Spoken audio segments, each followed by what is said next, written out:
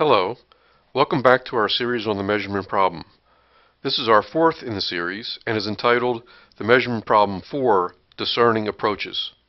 I'm Dr. Michael Steiner, and I work with Dr. Ronald Rendell on the investigation of the measurement problem.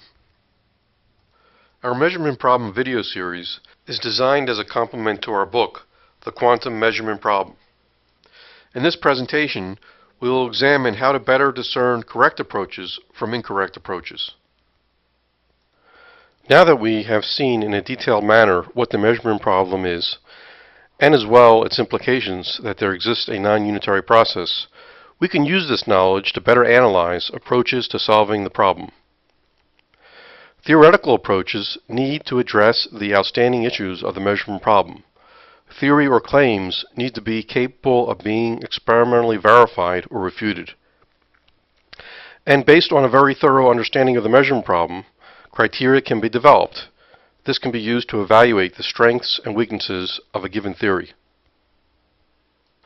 We present here a set of criteria that is designed to determine whether or not a given proposal for solving the measurement problem addresses the most important and relevant issues.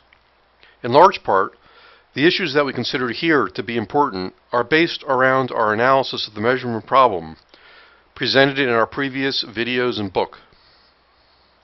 Here is a list of the criteria that one might consider when evaluating proposals or theories that propose a solution to the measurement problem. Would the theory as proposed resolve the problem of the unitarily predicted entanglement of system detectors versus the product state of system detectors required under measurement? How well does the proposed measurement process obey the known fundamental laws of physics, for example, no signaling, conservation of energy momentum, the gravitational equivalence principle, etc.? Does the theory lead to new, over and above unitary, experimental, verifiable phenomenon based on these processes? Does the proposed theory predict under what configurations of particles measurement will occur versus unitary evolution? Is there a credible rationale provided as to what physically causes the unitary versus non-unitary evolution to occur? Are the conditions under which unitary evolution occurs versus non-unitary evolution capable of being experimentally verified? And finally, does the current experimental evidence available provide support to the theory? Now we will begin to consider various proposals to solving the measurement problem. As we consider the proposals and discuss the pros and cons, keep in mind these criteria. The first proposal that will be considered is perhaps one of the best known, that of decoherence theory. Decoherence is the process by which a system of particles A interacts with external particles in a Hilbert space B, such that the coherence terms within the density matrix of A approach zero. With our detailed Hamiltonian detector model, we can model the effect of decoherence within the detector and quantify the effect on the issue of measurement via the CS-HS correlation. As shown in our third presentation, one is assured that no direct interaction will occur between the two output arms of the beam splitter by sufficiently large choice of the distance between the detectors. Hence, decoherence, insofar as we are concerned with only the measurement problem, is considered only between the detector and particles localized near the detector. We'll begin by considering the same Hamiltonian that was used in our prior presentations to represent the electromagnetic field and the two detectors. However, in this case, as we desire to model decoherence, we will model the detector by only the first of the two qubits, and the second qubit will represent the environment and will be used to interact with the first detector qubit. In this manner, we will model decoherence via interaction with the second environmental qubit. Reviewing the terms of the Hamiltonian, we see that we have an electromagnetic field, HF, the detector, which is H1 and H2, each of which has two qubits, and as well, there is a J coupling between the two qubits composing each detector. The field interacts here with qubit 1 of each detector. HF1 is the field mode B interacting with detector 1, and HF2 is a field mode C interacting with detector 2. It is important to note that the environment can be increased to any number of qubits without a change in the conclusions.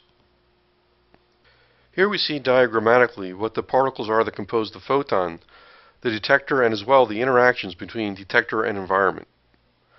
The photon mode B interacts with qubit Q11, and Q12 is the environment. Photon mode C interacts with Q21, and Q22 here is considered the environment. And when a measurement occurs, we only will project onto the detector qubits, which are Q11 or Q21. Projection does not include the environment. The Bell measurement is ordinarily applied to two separated single particles. In our past video, Measurement Problem 3, Interpretation or Existence of a Non-Unitary Process, we generalized the Bell measurement to apply to two separated many-particle detectors. We will utilize this generalized Bell measurement procedure again to examine the effect of decoherence on the detector in terms of resolving the measurement problem. In this case, the follow-up Bell measurement will include both the detector and environment qubits. Decoherence has been proposed as a solution to the measurement problem. Some believe that unitarily interacting with the external qubit is equivalent to treating the detector qubits Q11 and Q21 as in a definite product state, such as either 1, 0 or 0, 1.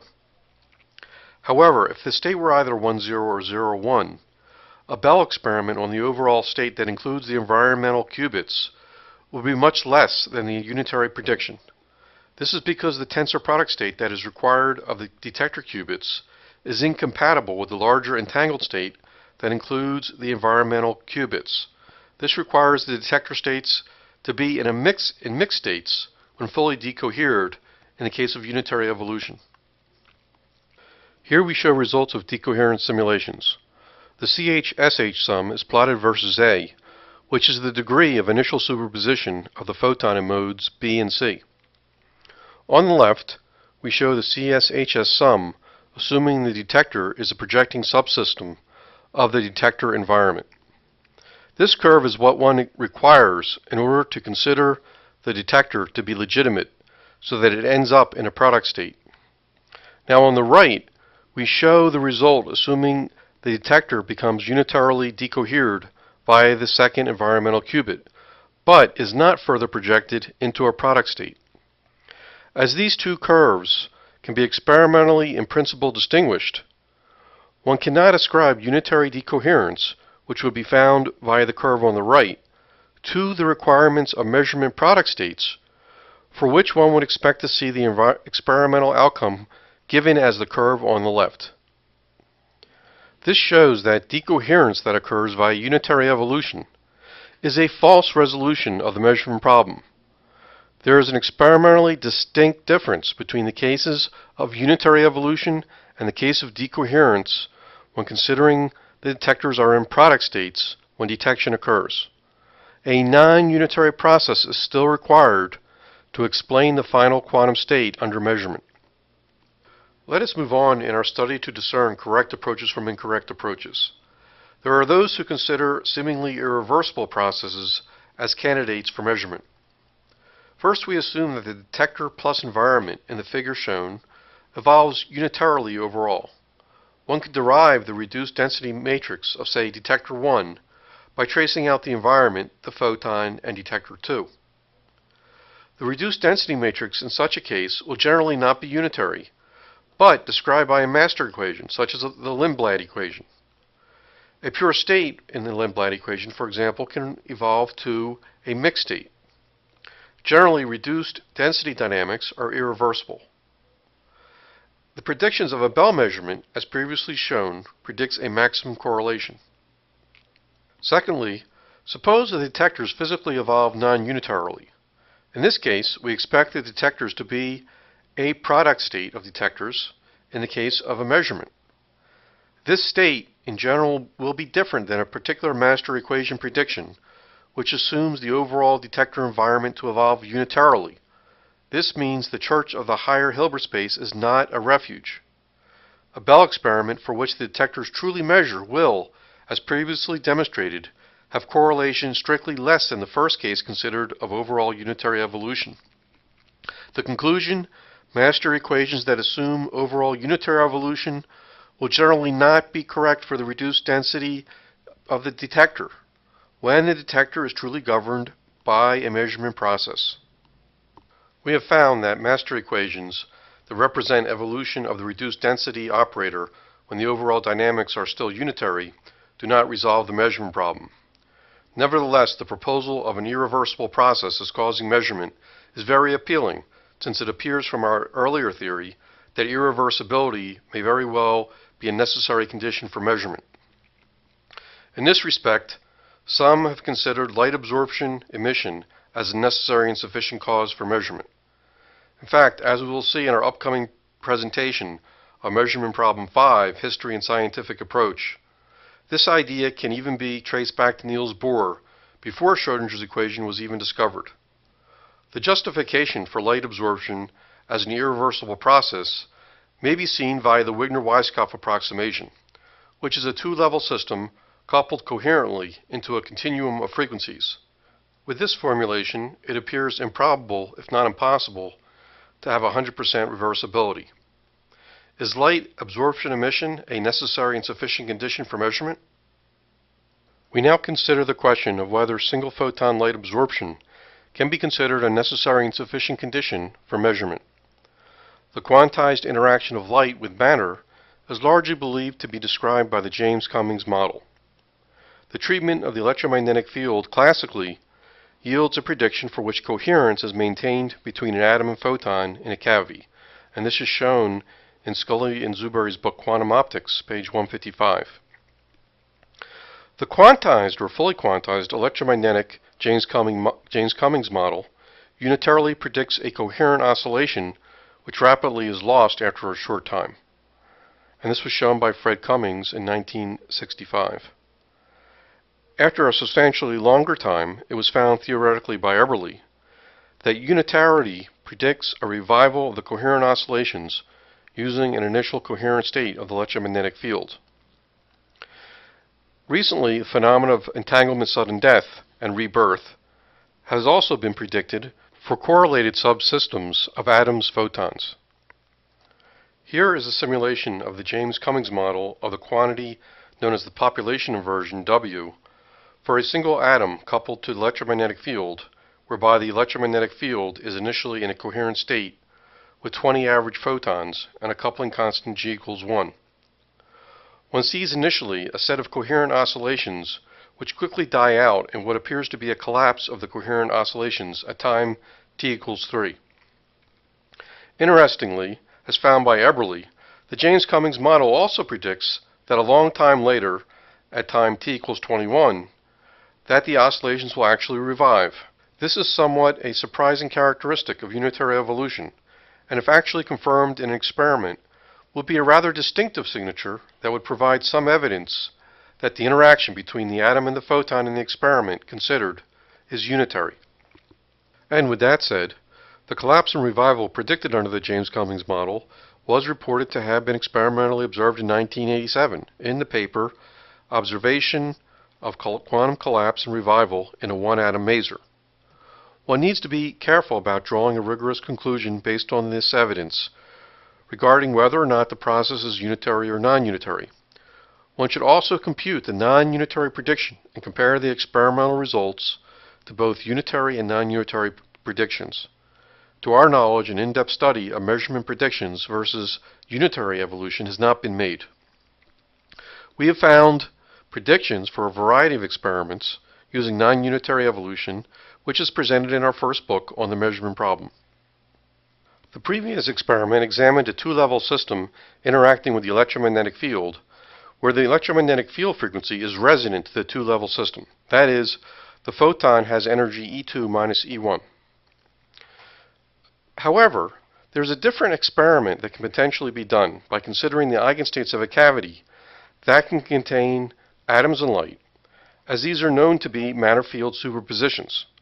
This different experiment can provide us with additional evidence as to whether or not single photon light absorption is a necessary and sufficient condition for measurement. At residence, the eigenstates of the cavity are given by psi plus proportional to atom excited tensor the field having n photons, plus the atom being in the ground state, tensor the field having n plus 1 photons. And n can be arbitrary here. If you use a different n, it will just change the energy of this eigenstate. And the other eigenstate is psi minus, which is equal to the proportional to the atom being excited, tensor n. And the difference between this and the prior, we have a minus here. And that will lower this energy of psi minus compared to psi plus. And so that we have G, the atom in the ground state, tensor n plus 1. In fact, here's the energies given, E plus for both cases and E minus. And you see that the difference is that they're shifted. One is shifted up by Hg squared of n plus 1, and one is shifted down by Hg squared of n plus 1. And the difference between the two levels, which is the important thing if you're going to drive that transition, is 2hg squared of n plus 1. So it's proportional to both n, square root of n, and to the coupling g. One can now consider using a light source to drive transitions between the cooperative eigenstates that exist in the cavity. The light source is used that is resonant to the energy difference of these cooperative eigenstates. That is, in this case, we have our photon energy E equal to the energy difference between E plus and E minus. Even in the case where n equals 0, one still expects a transition because, as we saw in our prior view graph, the energy difference is equal to 2hg times square root of m plus 1. So when n is 0, you just have square root of 1. So we have 2hg for our energy difference. And this is called the vacuum Rabi splitting, meaning even if n equals 0, even if you're in a vacuum, then you still get this cooperative eigenstate effect. And this has been experimentally observed in several papers. Here are two, both of them actually done in 1992, very close together. Let us now examine the implications of the prior experiment. The ability to both 1. Prepare superpositions of light matter, such as psi plus proportional to the atom being excited and the electromagnetic field having n photons, plus the atom in the ground state, tensor the electromagnetic field having n plus 1 photons, and 2. Create transition between such superposition states, suggests that such states can be taken to be stable states. On the other hand, if an atom always measured a photon, then one would have to have final states such as the atom excited, tensor the electromagnetic field having n photons, or the atom being in the ground state and the electromagnetic field having n plus 1 photons. These are product states, and they have a different energy than either one of the superposition eigenstates, psi plus or psi minus. One can analyze what would happen if the superposition state collapsed under measurement versus the case of unitary evolution, and this is shown in our book. Given the differences expected, one can further analyze experimental data and determine if such experiments provide more support to unitary interaction or measurement interaction as a correct description of such experiments. In general, however, one would expect to see an experimental difference between the two cases of unitary evolution versus measurement, and hence experiments that largely agree with the prediction of unitary evolution tend to lend support against the argument that single photon light absorption is both a necessary and sufficient condition for measurement. Having now examined photon-atom interaction in cavity QED for the cases of direct interaction whereby collapse and revivals are expected, and as well the case whereby the superposition eigenstates of the JCM model have been populated and made to undergo transitions, we will consider yet a third experiment that has been performed in the field of quantum computing. This experiment, entanglement QED, consists of creating superpositions of matter photons. First, an atom is passed through a cavity so that the interaction time is such that a pi/2 pulse is performed. This results in the atom becoming maximally entangled with the photon in the cavity field. Then a second atom is passed through the cavity so that the resulting state, after a pi/2 pulse is applied, is a 2-atom entangled EPR pair, which will end up in a state proportional to excited ground minus ground excited. These successful experiments provide evidence that there exist atom single-photon interactions that are occurring unitarily.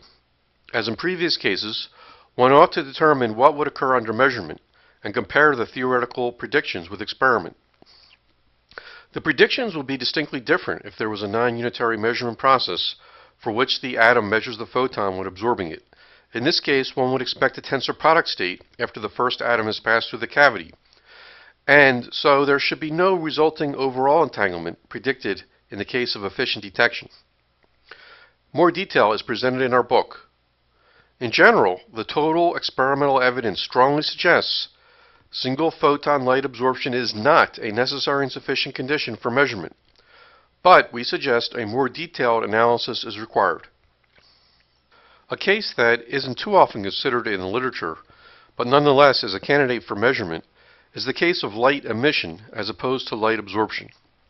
Here we are concerned whether or not single atoms are responsible for measurement when emitting a single photon. Let us look at the effect called the Dicke effect, which is a superradiant emission. And superradiant emission is a cooperative effect when there can be numerous atoms within the wavelength of the emitted light. Single photon emission from a many-atom cloud has been demonstrated.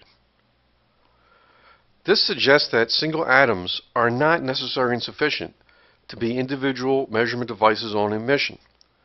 This, of course, should be compared with single atom emission under measurement to be certain.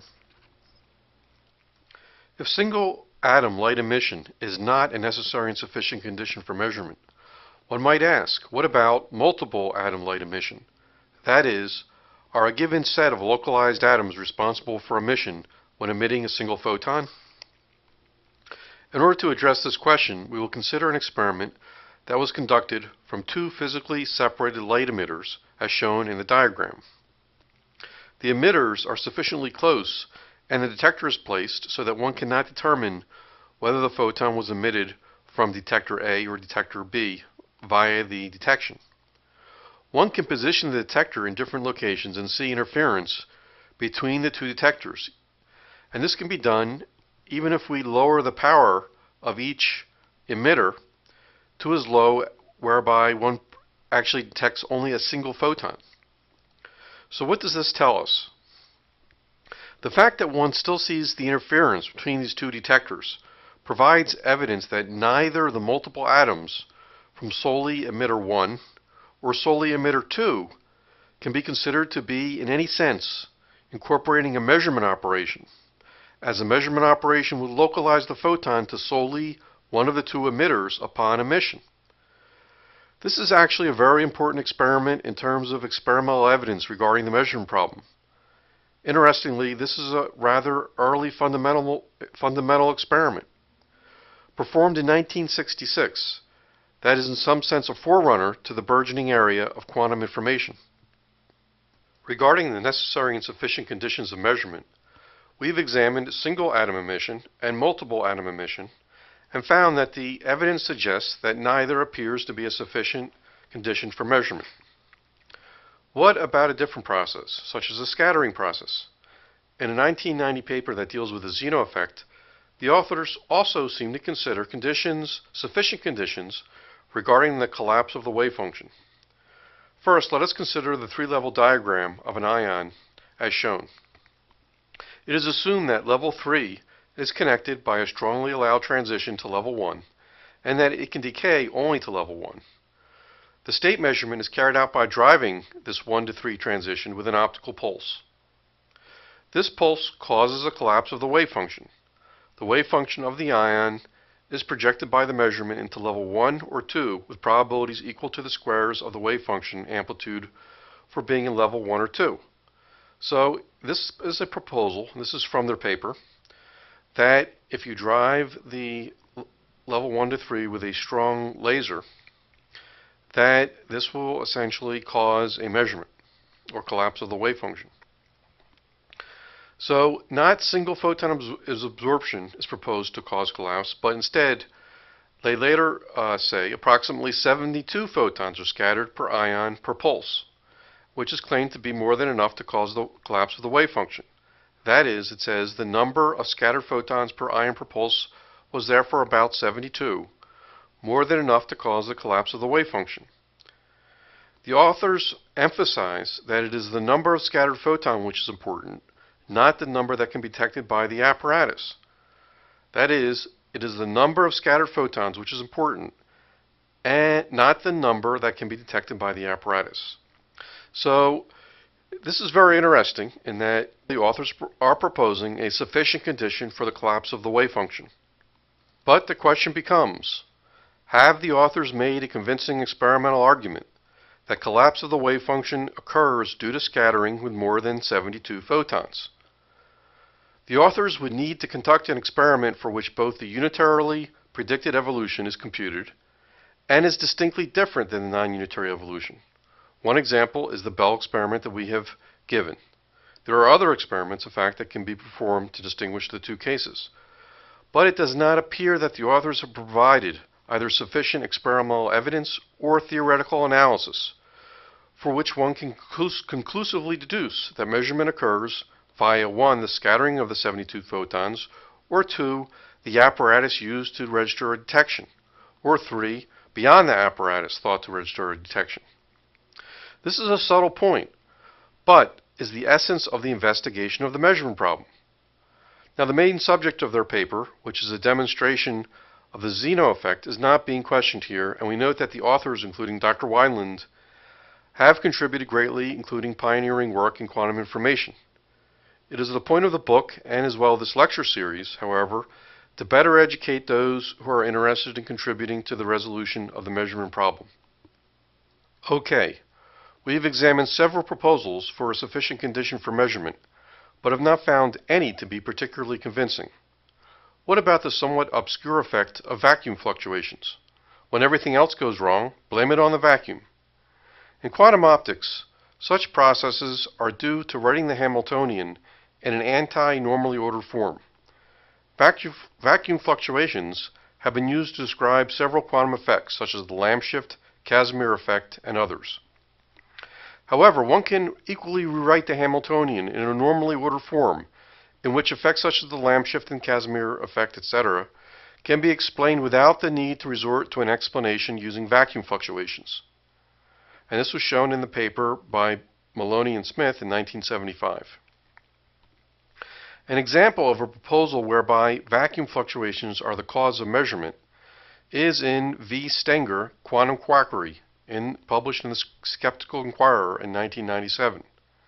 Actually, Stenger in this paper is skeptical of the obscure area of consciousness being related to the measurement problem.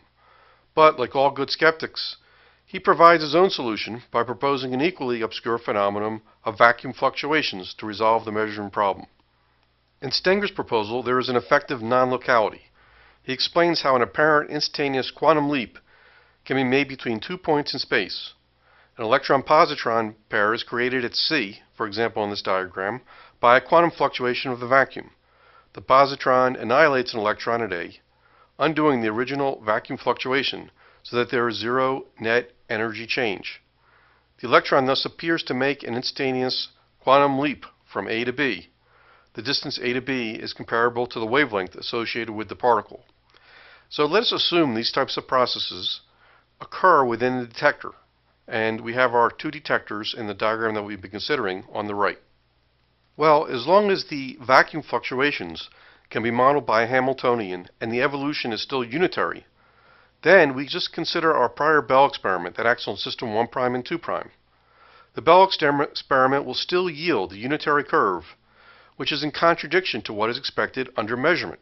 And this is what we've seen before, the difference if one does this generalized Bell measurement on the two detectors. We see a difference between the unitary prediction and the measurement prediction, which doesn't go away no matter how many particles we have. Hence, we know full well that unitary vacuum fluctuations cannot be considered to be the cause of measurement. One might consider if vacuum fluctuations are non-unitary. Well, spontaneous emission also can be considered in an anti-normally ordered form. But we have already seen experimental evidence that indicates spontaneous emission is likely not a necessary and sufficient cause for measurement. The Lamb shift and Casimir effect were derived whereby the electromagnetic field interacts with the atom unitarily and computing the cooperative eigenstates, not by using the results of projective measurement. So evidence generally suggests that vacuum fluctuations are not a necessary and sufficient condition for measurement. We've now gone through several physical proposals for what might be a necessary and sufficient cause for measurement, and have come up so far empty-handed. So let us turn to the approach of formulating an interpretation of current quantum mechanics. An interpretation gives the impression that the measurement problem is philosophical and no new physics is expected other than the current two postulates of quantum mechanics. There are a number of these interpretations: Copenhagen interpretation, many worlds interpretation, etc. Interpretations most often have no new predictive power over the two postulates of current quantum mechanics.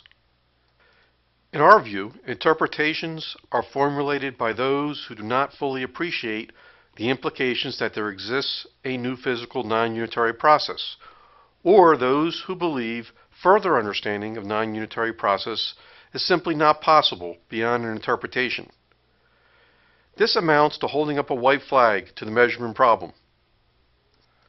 Interpretations are simply devices to help explain the two fundamental quantum mechanical processes that were proposed by von Neumann, but often with little, if any, new physics being added. Interpretations appear to be put forward by those who perhaps partially understand the measurement problem, but certainly not fully. Because the moment that one fully comprehends and understands the measurement problem, one realizes the significance of the problem and the potential enormity of its implications, that there must be a fundamentally new physical process that exists that is non-unitary. One realizes that such a process would have important implications on both classical physics, such as thermodynamics, and would most likely have a major impact on most areas of physics. And additionally, one should eventually realize that such a theory is most likely needed to explain areas such as consciousness and free will. One therefore wants to proceed to investigate and understand the characteristics of this new process. On the other hand, those that simply try and interpret the current theory don't fully grasp the need to go further, and this is because their understanding of the problem is generally inadequate. And this is one reason why we have spent the time to go through the measurement problem in such detail in these videos and book, as it is key to understand the problem itself before attempting its resolution. So now we have another perspective from which to consider the measurement problem. The unitary reversible evolution can be likened to mechanical oscillators and the sounds of clocks and gears turning. The higher the frequency, the higher the energy of the oscillator.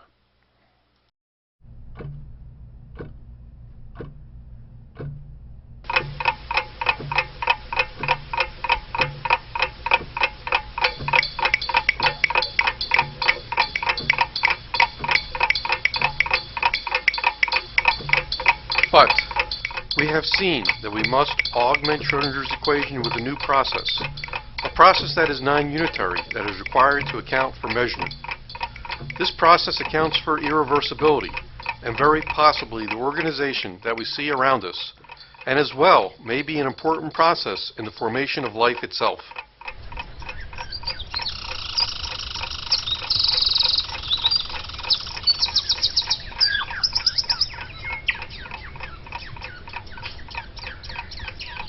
Well, isn't this nice? We've got both our unitary and non-unitary processes working together in harmony.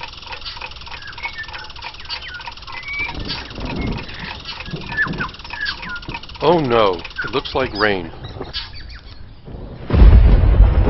Whoa, what was that?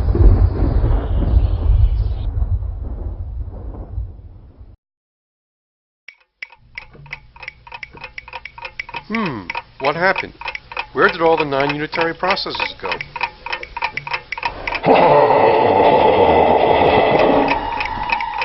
Now, who could that be? It is I, Schrödinger. I managed to reverse engineer my own death using only the Schrödinger equation and come back in a Schrödinger cat superposition. This will prove that my equation is always correct and there are no internines. That's very impressive, Schrodinger. But how did you manage to change the presentation? I am inside your computer, and now I'm in total control of this presentation. Ha ha ha ha ha ha ha. Let's open the computer then, and perhaps we can get a good look at you. Go ahead and try.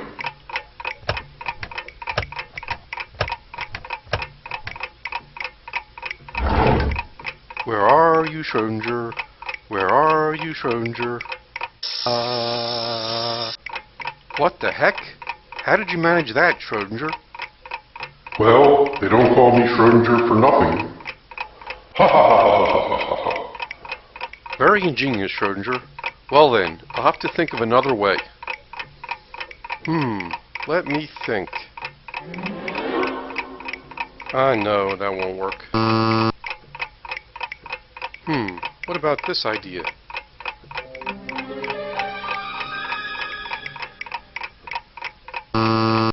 No. Well, here's an interesting idea.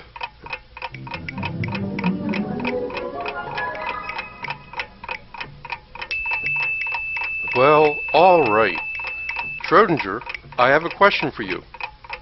Go ahead. I'm not afraid of your puny questions. I am the great and powerful Schrodinger. Okay, Schrodinger. How do you explain our finding that there must be a non-unitary process to account for measurement? It is simple, really. It is because measurement cannot occur at a given instant of time, but requires a certain minimum time. And this leads to the impossibility of actually confirming entanglement. Actually, I considered this possibility in my 1935 paper on separated systems, as well as other possibilities, such that there does not exist individual particles. I'm sure that by now someone has confirmed one of my ideas and that entanglement is false. Well, sorry to inform you, Schrodinger, but while you were away, many people had conducted experiments and confirmed that entangled states do remain coherent long after they separate from where they are generated, and the measurement time is not a major factor in the entanglement. In fact, this has now been verified to several significant digits for distances of many kilometers from the generating source. This is outrageous. How can this be? Well, Schrodinger, answer the question. Is this really correct? Could my equation really be wrong? I'm sorry, Schrodinger. Then this means... Yes, I'm afraid it means the end of you. Oh, no! This statement is false.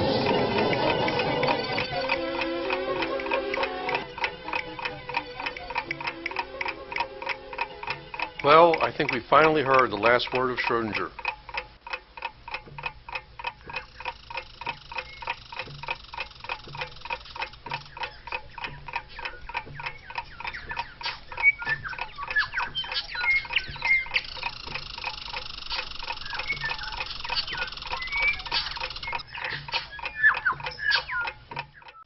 In summary, a criteria has been presented to evaluate proposals that resolve the measurement problem based on the development of measurement problem 1, 2, and 3.